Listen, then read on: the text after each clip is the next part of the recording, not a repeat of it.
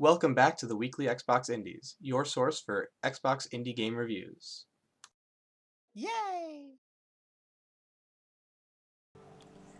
Didgery is an original take on card-based puzzle games. The game challenges you to chain adjacent cards together in descending order, with the eventual goal of clearing the whole board. Cards can only be chained together if they are of the same suit, or if the new card has the same number as the last card in the chain. The whole game is tied together with a surprisingly engaging fantasy storyline about protecting the four major elements of the world, which are conveniently clubs, spades, hearts, and diamonds. Each suit has its own constantly draining meter at the top right corner of the screen, and by clearing cards from the board, the meter of the cleared suit will recharge. This adds a little more urgency to the gameplay, as you race to find the longest chains before time runs out.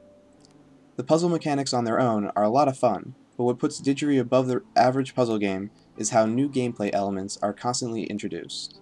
Jokers, lock cards, bridges to link a chain across the board, and a multitude of other new additions as the game progresses will constantly encourage you to experiment with different strategies to improve your skills while the difficulty level ramps up.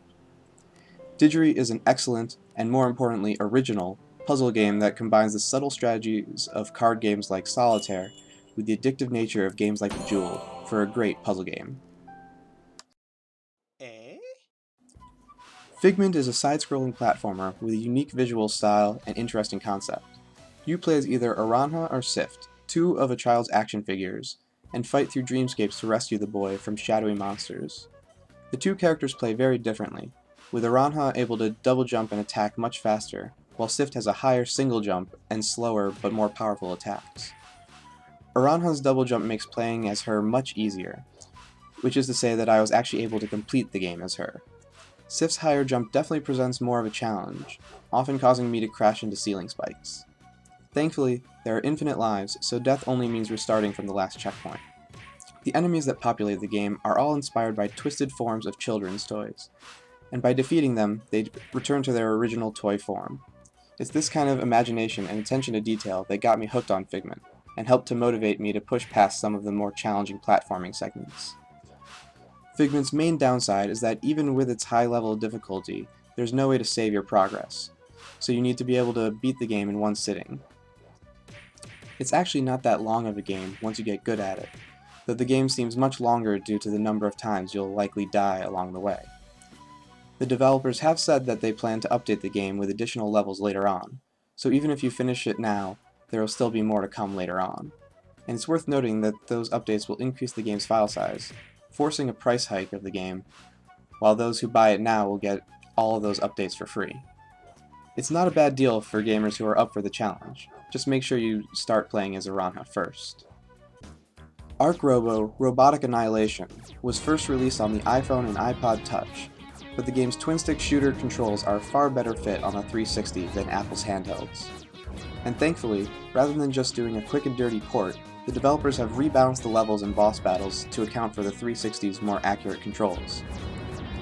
Archrobo is actually a bit like the recently reviewed Radiant game's Inferno, in that both games have you exploring maze-like levels and collecting keys to unlock new paths, rather than simply putting you in an arena geometry war style. Rather than Inferno's method of upgrading your weapons and abilities, Archrobo will have you collecting a wide assortment of weaponry through the game's 24 levels, ranging from spread shots to a shield that can be used to both block enemy fire and knock enemies with it. The only downside of Archrobo is that even though the game is level-based, you can't complete a level until you defeat all the enemies on it. On some of the larger levels, this can get tedious if you missed an enemy in one section and need to backtrack through the entire level just to finish off the one stray. Though an on-screen map at least helps by always letting you know where the enemies are. Archrobo is a solid twin-stick shooter for the 360, which is saying a lot considering how many there are for games to choose from. I'm just not sure I would rank it among the top of the genre. Still a good download though. Isagoras is a top-down shoot 'em up that forgoes collecting power-ups for instead giving your ship two special weapons. These special weapons are a super laser, which fires a constant beam at your foes, and a bullet time mode that slows down everything on screen except your ship, making it much easier to blast enemies and avoid incoming bullets.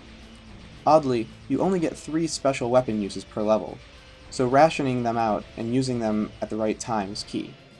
Usually this simply means saving them for bosses though. There are lots of special effects, like enemies flying into view from either the foreground or background, but this usually just causes confusion since it's hard to tell when an enemy is in the background or actually shootable. There are only 5 levels, which is a bit on the slim side compared to some of the other Xbox indie shoot-'em-ups that sell for a third of the price, but each one ends in a satisfyingly giant boss battle. Isagoras is a good shoot-'em-up, but there are better and cheaper ones already on the 360. Shoot 'One Up and Prismatic Solid, for example. So this one will likely only appeal to gamers who can't get enough shoot-'em-up action. Nay.